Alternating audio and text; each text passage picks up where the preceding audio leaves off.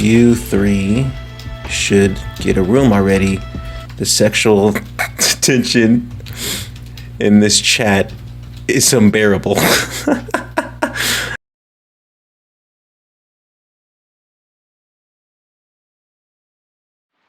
The big disadvantage of being awake when everyone else was asleep was that I had no one to chat with after getting home. Sometimes I'd play random games and I'd find on the internet or watch some movie, unproductive stuff.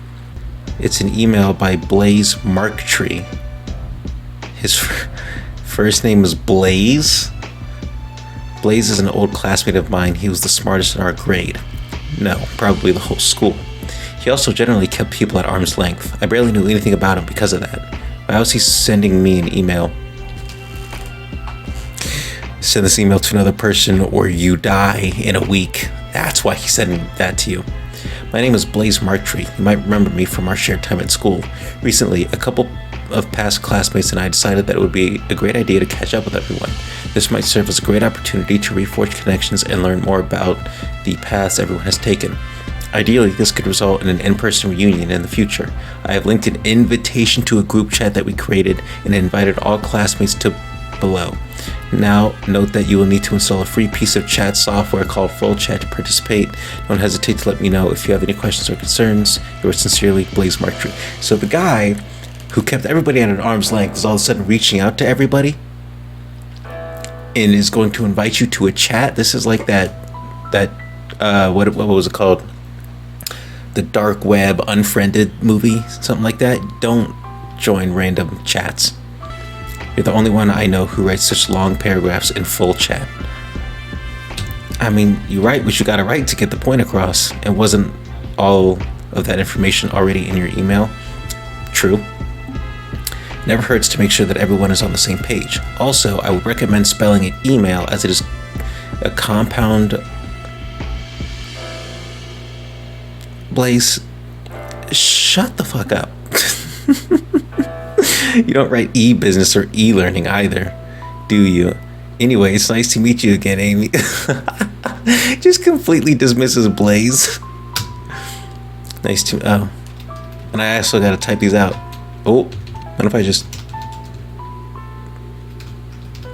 I had it on caps lock. I really like typing, actually. It's almost therapeutic for me. I told you using your full name as your chat name, or at least your first name, just like Amy, would make things a lot easier. Yeah? But Gigi sounds way cuter. Oh, anyway, I'm Angie. What are you... Is that a penguin? We hung out one time, if you still remember. Not that now that she mentioned it, we did hang out once. We weren't particularly close, though. Angie was someone who got along with everyone in our class and who was always surrounded by a bunch of other girls. It was the same when we went shopping. She invited me directly and I wasn't sure how to decline. I initially assumed we would go with a few people, but we ended up going as a group of 15? Why? Hanging out with so many people at once was a bit much. That's not even hanging out with a bit. That's like a small party. That's like the most people you'd go out with at one time is like 4 or 5 people max, maybe 6, and that's pushing it. You might know Mike as Mike. Don't mind his frequent typographical errors. You'll have to get used to them. Can you get off Mike's nuts, please? Hello. He's a bit shy, but he'll open up to you in no time. Hi, Mike. With an exclamation point for some reason. I'm not sure, but I don't think we interacted much during our time at Ast. You know, Blaze would get me for that one. Did we? I don't think so. Okay, typographical errors or just he doesn't know how to spell, I think. Mike didn't have too big of a presence, so I'm not surprised that you don't remember him. Only because he was shy, though, he was really good at sports. If he had been less timid, he would have likely been very popular. You three should get a room already. The sexual tension in this chat is unbearable. Kind of, it was Angie's fault. Blaze. Get off of our nuts. What have you all been up to after leaving school? By the way, if there's gaps in between this video, it's probably because I'm skipping over a lot of dialogue. I'll start. This might come as a bit of surprise, but I've been working in software development. Ooh, that's actually what I'm gonna try to go into. My major right now is IT with a concentration in cybersecurity, but I want to go into game development, so I am taking some game development classes. This was a surprise indeed. Angie was very open about herself to anyone who would listen, but I had never heard of her being into tech. I personally think that there was no reason to keep your love for programming a secret back then, Angie. Mike starts typing. Yeah, we secretly found her in the bathroom coding God of War, some stupid little game that nobody really seemed to care about at the time, of course. Yeah, it wasn't anything bad after all. Oh well, I just thought it would make me seem weird or something. Bit off topic, but that emoji you use gives me heartburn. You good, Mike? Yes, it looks quite odd. Blaze, chill. I think it's cute. Okay, anyway, you're next, Mike. You'll be surprised to hear what Mike has been up to, Amy. Actually, how about you guess first? I didn't know Mike at all, so I wasn't sure how I was supposed to guess his current job. All I knew about him was that he was into sports back in school. I'm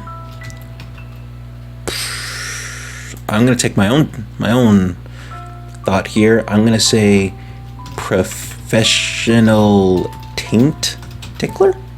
What do you guys think? I think taint tickler is very on par for Mike. It's very subtle. You don't have to look anybody in the eye, so it's not like awkward eye contact. You just go to somebody's house, tickle a few taints, and you get paid. Go home.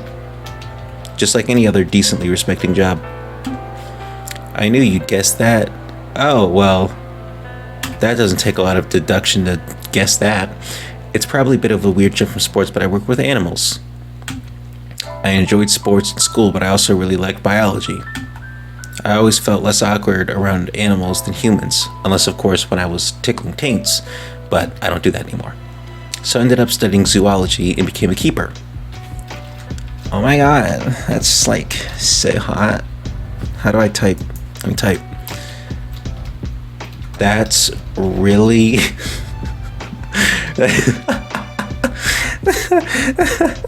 That's really lame. You should stop.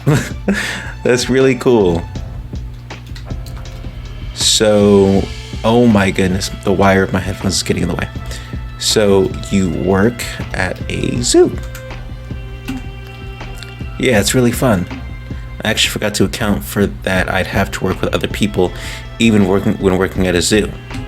But my coworkers are really cool. After I tickled a few taints, we all got really close, and thanks to them, I became a bit more sociable. Blaze's story is probably more interesting. I see. My time has come then. See, I didn't bring you here for a reunion. I didn't bring you here to get to know each other. And despite Amy's really on-the-nose guess of an investment opportunity, that's not what I brought you here for either.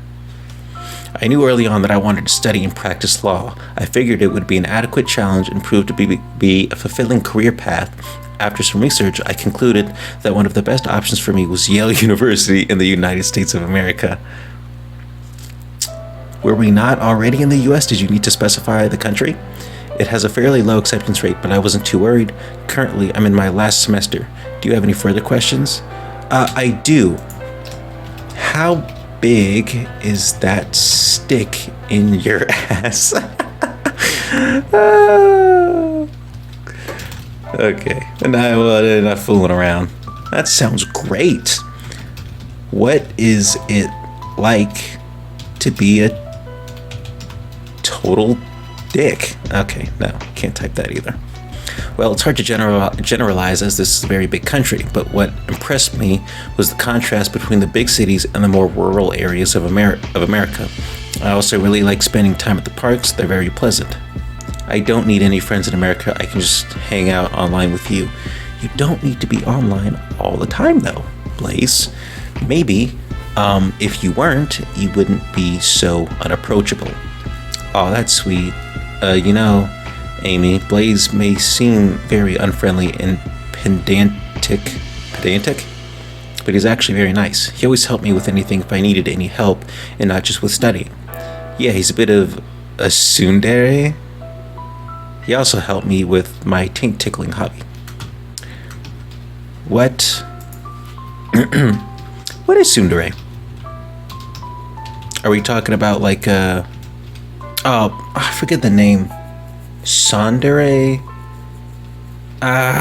This the game where you play as that anime girl and you start killing people. You know, someone who seems cold or harsh but gets warm and kind as you get to know them. Alright, everybody in this chat watches anime. I don't blame them, I do too, but you know. The one who says it's not like I like you or anything. Baka? I would never say that. Blaze, you and I agree on that. I wasn't following this conversation at all. The replies just made me more confused. Anyway, what about you, Amy? What have you been doing? Well, have you ever heard of crypto? I'm working at a convenience store to bridge time until I'm sure what I want to do long term. Oop. No worries, I'm sure you'll figure it out soon enough. Yeah, it took me some thinking to find out what I want to be, that I want to be a keeper. There's no rush. I wouldn't recommend wasting too much time either though. Good advice coming from both sides. But I guess there's nothing wrong with taking your time to make sure that you choose the right career path for you. They were a bit of an odd bunch, but they all seemed like very nice people overall. Well, Blaze still seemed a bit stuck up, but I trust Angie's and Mike's assessments of him. They knew him way longer than I did. My stomach is rumbling. Right, I still hadn't eaten anything since coming home. Which one of them's the killer? The hacker? One of them's gotta be it. I feel like they're setting the profile for Blaze, but maybe like Mike's got this secret vendetta or something. A software developer, a zookeeper, and a lawyer, they all had chosen really interesting career paths. Because like Blaze, right, he's like that obvious guy. He's kind of a little stuck up, which would be obvious. But Mike, he's a silent guy, so maybe he's been getting pushed around for too long. Angie's that like, yeah, let's do this, this, and this. That super outgoing one. But inside, she's got that super like, I'm gonna murder everybody in this chat. I can't help but feel bad about my lack thereof. I have no idea about programming, and it seems too tough for me anyway, so I guess that wouldn't work for me. I'm allergic to animal hair, so zookeeper would likely be out of the question. I'm also not smart enough to become a lawyer. It's you. If you haven't studied being a lawyer, yeah, you probably wouldn't be a good lawyer. And if you haven't studied being a programmer, no, you wouldn't be a good programmer. It's not like, well, maybe Angie, because they talked about her knowing a lot of programming stuff beforehand, but that's because she took an interest in it. It's not like she just came out of the womb knowing freaking Java and the other stuff, C++, whatever that is. What am I good at? Stocking shells? Stocks? Crypto? Oh well, I'll figure it out eventually. Maybe they can give me some tips later. Now that I think about it, how come the three of them are still awake? Maybe I should ask them when I'm back at my laptop. Yeah, I'm going to end this part right here. Thank you for watching, if you did. And this seems, again, they're setting the character profile. Of course, we don't have too much information yet. Maybe Liv is the one.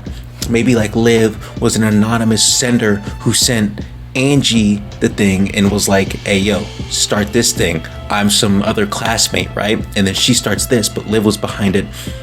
Because maybe Angie, Blaze, and Mike all did something, or maybe Amy too, and she's like, you're all gonna have to do this thing where you embarrass yourselves online as payback or retribution. So that's my theory for right now. You guys can create your own theories. And yeah, see you in the next one.